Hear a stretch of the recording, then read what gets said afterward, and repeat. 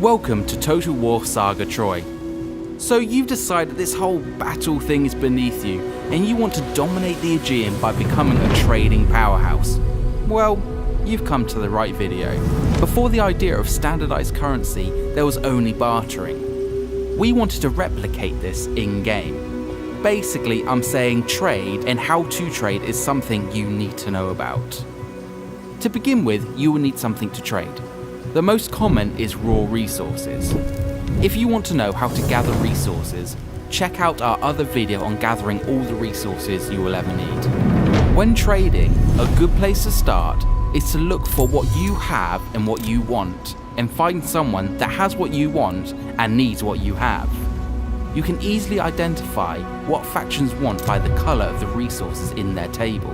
Green means they want it, and red means they're not interested. There are two types of barter, a single barter and a continuous barter.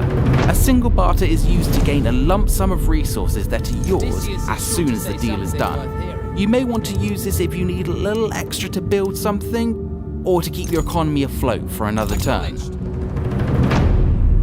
A continuous barter is a long-term agreement that can last from 5 to 10 turns. These agreements are normally more profitable than single barters. You may want to consider setting up a few of these long-term agreements to help you prop up your economy or gain the resources you don't have direct access to. Use the resource breakdown menu at the bottom of the screen to check your incoming and outgoings. The last thing you want is to be stuck in a long-term agreement, leaving only a trickle of resources for yourself. Trading high-value resources like bronze and gold to get a good deal, especially in the early game, may not be the best idea. These resources are acquired very slowly, and in the case of gold, is limited. You may not need them now, but you could hinder your progression going into the mid-game when you want to train those elite units or build that higher tier building. The act of trading is very simple. I normally start by asking for what I want. This will give you a number in the bottom middle.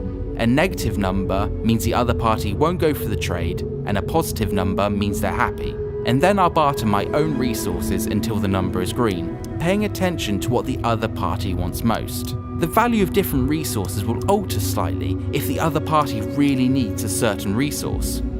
You can use this to your benefit by being able to trade less and gain more. You could overpay and bring that positive number up. This will make the other faction think well of you and improve your relationship. Sometimes building a friendship is better than making the best deal. As you play the game, your actions will affect how other factions see you. Are you trustworthy or not? Being untrustworthy will have a negative impact on the deals you can make, meaning you will have to dish out more to make the trade work.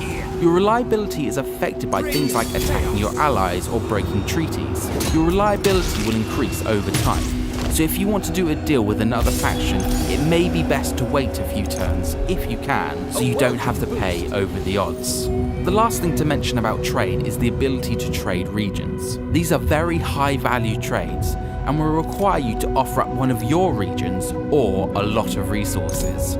Trading regions can be a great way to carry favour with another faction, or gain that last region in the area to complete your rule over an entire province without having to go to war. If you feel like you can't be bothered with the fine details of finding the right amount of resources, or you just really want that region, you could always issue an ultimatum.